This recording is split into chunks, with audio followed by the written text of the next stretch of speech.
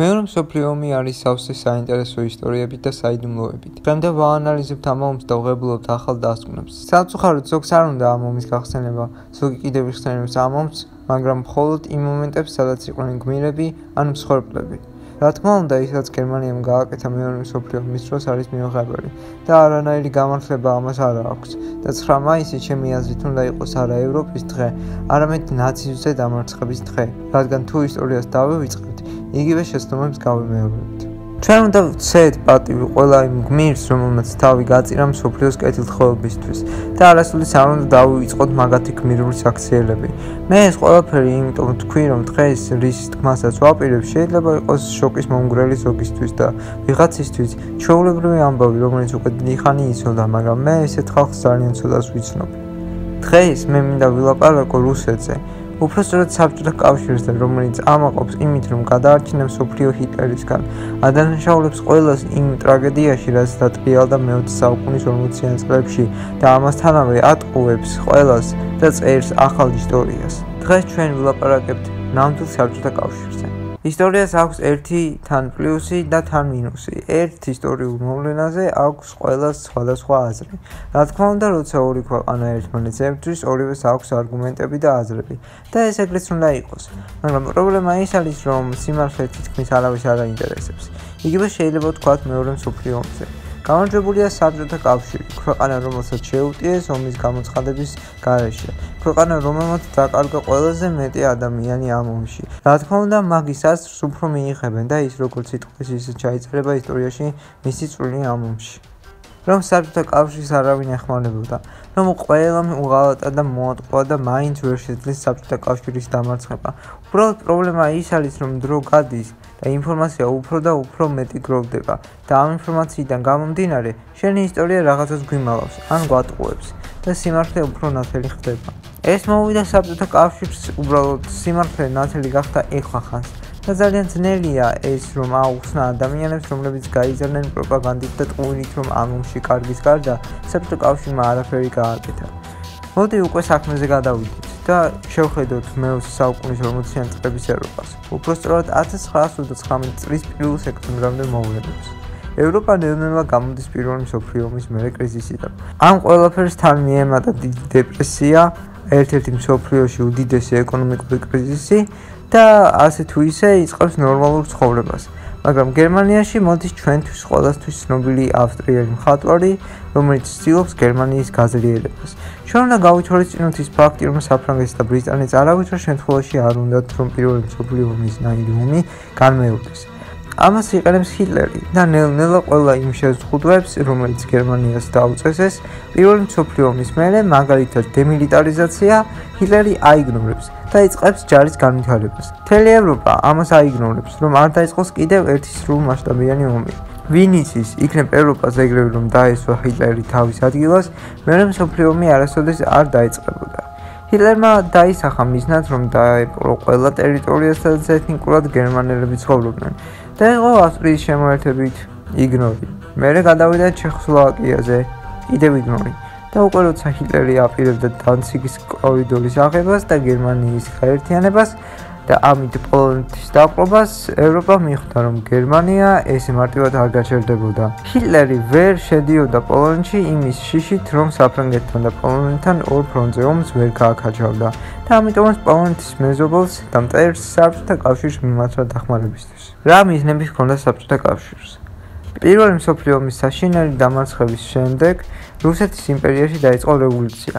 ამას მოყვა უამრავი ტერიტორიის დაკარგვა, მათ შორის ვიყავით ჩვენც, ქართველები, მაგრამ დიდი ხანი ეს დამოუკიდებლობა ვერ შევინარჩუნეთ. საბჭოთა კავშირს ჰქონდა მიზნად, რომ დაიპყრო ყველა რუსეთის მიერ დაკარგული ტერიტორია, ბალტიისპირეთი, პოლონეთის აღმოსავლეთ ნაწილი და ფინეთი. პლუს საბჭოთა კავშირს უნდოდა თავისი ზეგავლენის გაფართოება აღმოსავლეთ ევროპაში. როცა საბჭოთა კავშირს მოუვიდა შეთავაზება ჰიტლერისგან, რომ გაიყო პოლონეთი და თან მოეწერა ხელი ხელშეკრულებისთვის, სადაც ეწერებოდა, რომ გერმანია არ ჩაერეოდა საბჭოთა კავშირის გეგმებში გულისხმობთ აღმოსავლეთ ევროპის დამორჩილებაში და ორივე მხარე არ შეუტევდა ერთმანეთს, რაც საკვირველია სტალინი ვერ იტყოდა ამაზე უარს. 1919 წლის 1 სექტემბერს გერმანია შეიჭრა პოლონეთში. პოლონელების მიზანი იყო ბოლომდე გაეძლოთ და დაეცოთ დედაქალაქი, სანამ მოვიდოდა საფრანგეთის და ბრიტანეთის დახმარება. სამწუხაროდ საფრანგეთის ჯარი პირველი მსოფლიო ომის მერე ძალიან დასუსტდა და ის ფაქტი, რომ ჯარის სწრაფი მობილიზაცია საფრანგეთმა ვერ შეძლო, ასაბუთებს იმას, რომ საფრანგეთის ჯარი არ იყო ამ ომისთვის მზად. მიუხედავად ამისა, პოლონეთს ჰქონდა შანსი, რომ მტერი შეეჩერებინა და მიუხედავად ყველაფრისა, ჰიტლერი ვერ შეძლებდა პოლონეთის დაპყრობას. თუ არა ერთი ფაქტორი 17 სექტემბერს საბჭოთა კავშირი ჩაება ამ ომში. პოლონელები კარგად იბრძოდნენ, მაგრამ ორი მონსტრის წინ პოლონეთი უზრული იყო. 1 თვე და 5 დღე იბრძოდა პოლონეთი, მაგრამ უშედეგოდ ორმა მონსტრმა ქვეყანა გაიყო და ერთმანეთს ჩამოართვეს ხელები. საბჭოთა კავშირმა მოატყუა თავისი ხალხი. გაზეთებში წერდა, რომ სულელმა და ბოროტმა პოლონურმა მთავრობამ ქვეყანა გააპარტახა, ომში ჩაითვლია და საბჭოთა კავშირი შევიდა ამ პოლონეთში, რომ ხალხი გადაარჩინეს და ზუსტად ამას ასწავლიდა საბჭოთა კავშირი ბავშვებს, რომ საბჭოთა კავშირმა პოლონეთი გადაარჩინა და ბალტიისპირეთშიც მაგიტო შევიდა. თუ კიდევ არ გჯერათ იმის, რომ საბჭოთა კავშირი იყო ჰიტლერის დროებითი მოკავშირე, 28 სექტემბერს ორივე მხარე მოაწერეს გერმანიას საბჭოთა კავშირის მეგობრობისა და საზღვრის ხელშეკრულების დოკუმენტს ხელი, ანუ იგივე მოლოტოვ-რიბენტროპის პაქტი. კიდევ უფრო რომ გავიაზროთ თუ რამდენად დაეხმარა საბჭოთა კავშირმა გერმანიას ამ ომში, მოდი შევხედოთ საფრანგეთს. საფრანგეთმა ვერ მოასწრო ჯარის მობილიზაცია და პოლონეთი დაკარგა. ტრაგედიაა, გასაგებია, საფრანგეთის შეცდომის გამო მტერი გაძლიერდა და ეხლა მტერი უნდა დავასუსტოთ, მაგრამ როგორ? რა სუსტი მხარე ჰქონდა გერმანიას ამ ომში? რესურსები. ჰიტლერს სჭირდებოდა რესურსები, ნავთი, რკინა, საჭმელი და ნახშირი. ამ რესურსების გარეშე ქვეყანა ნორმალურად ვერ იომებს და ჰიტლერმა ეს იცოდა. ამიტომაც უკვე ჰქონდა გეგმა, რომ დაეპყრო ქვეყნები, სადაც იშოვიდა ყველა ამ რესურსს. რუმინეთს ჰქონდა ბევრი ნავთობი და შვედეთს რკინა და ნახშირი. იმისთვის, რომ რუმინეთს არ მიეყიდა ნავთობი გერმანიისთვის, ბრიტანეთმა დაიწყო მთელი რუმინული ნავთობის ყიდვა. პირველი პრობლემა მოგვარებულია. შვედეთთან ვაჭრობა საკმაოდ ძნელია. საფულს კი ბატონო ბალტიის ზღვა არსებობს და გერმანია თავისუფლად იყიდიდა რესურსებს. მაგრამ ზამთარს ბალტიის ზღვა იყინება და ვაჭრობა შეუძლებელია. გერმანია ეს იცის, ამიტომაც აპირებს ნორვეგიაში შეჭრას და თან შვედური რესურსების კონტროლს. გერმანიის გარდა საფრანგეთმაც იცის გერმანიის სუსტი წერტილები და გეგმები, ამიტომაც ბრიტანეთთან ერთად ამზადებს ჯარს, რომ მომავალში გერმანიას შეუშალონ ხელი ომის დაწყებაში. საფრანგეთის გენიალური გეგმის დახმარებით დიქტატორმა ვერ შეძლო თავისი მიზნების შესრულება და მეორე მსოფლიო ომი მალევე დამთავრდა. როგორც იცით, მეორე მსოფლიო ომისა და სხვანაირად წავიდა, ანუ საფრანგეთის გეგმამ არ იმუშავა. მიზეზი თუ რატომ არ იმუშავა ამ გეგმამ, სასაცილო არის სატირალი რომ არ იყოს.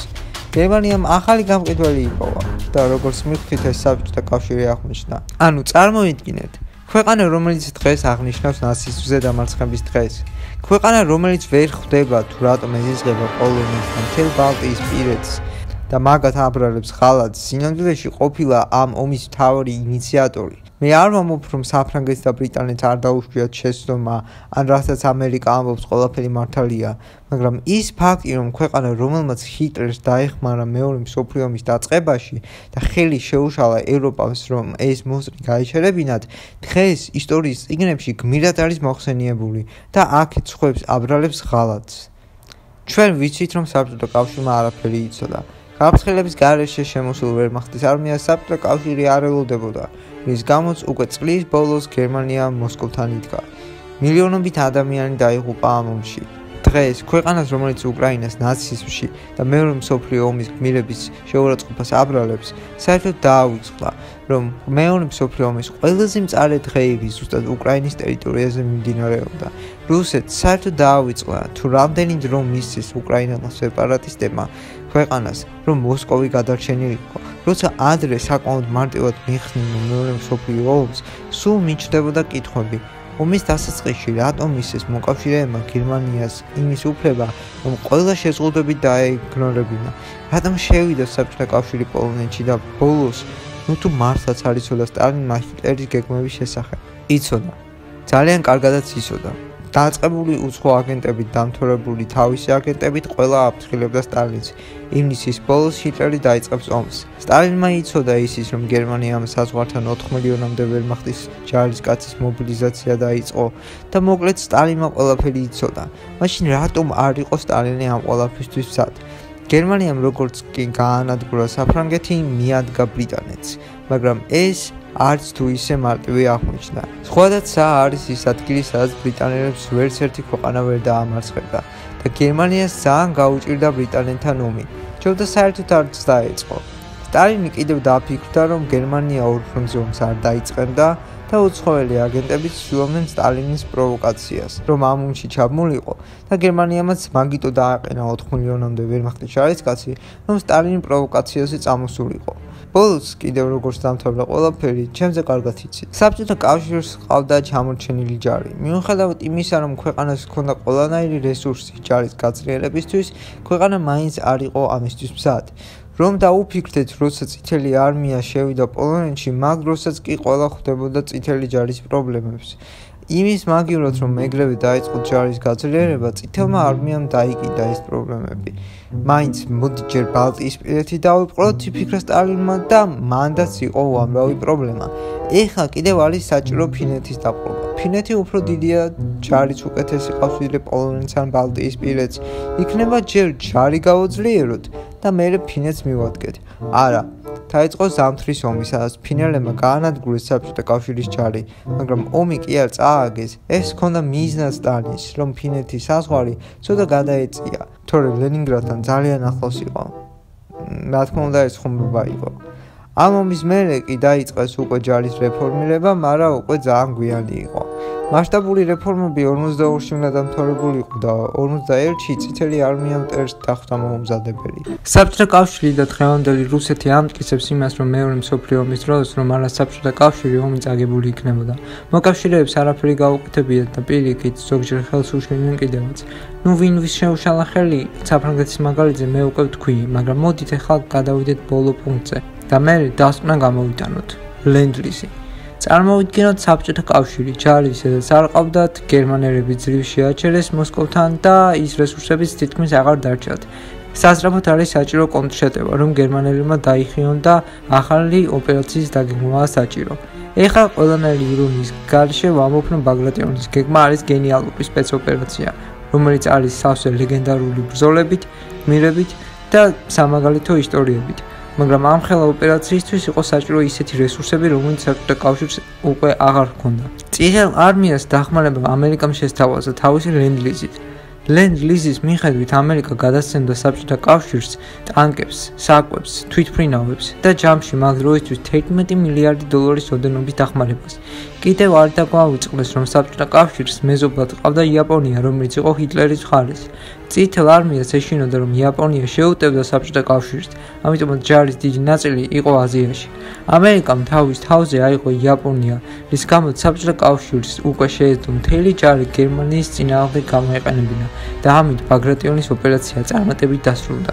მე არ მინდა შეურაცხყოფა მივაყენო მეორე მსოფლიო ომის გმირებს. ამ ხალხმა მართლაც თავიანთი სიცოცხლის ფასადს გადაარჩინეს მთელი მომავალი თაობა და სამწუხაროა, რომ მადლობის გარდა მეც ვერანაირად ვერ ვცემ ამ გმირებს პატივს, მაგრამ ისტორია იმისთვის არსებობს, რომ წარსულის შეცდომები გავიაზროთ და მომავალში აღარ დაუშვათ. თუ ჩვენ შევწყვიტავთ ისტორიის დამახინჯებას, შევხედავთ წარეთ წარსულს და გავაანალიზებთ წარეთ წარსულის შეცდომებს, ჩვენ შევძლებთ თავიდან ავირიდოთ კიდევ ერთი მსოფლიო ომი.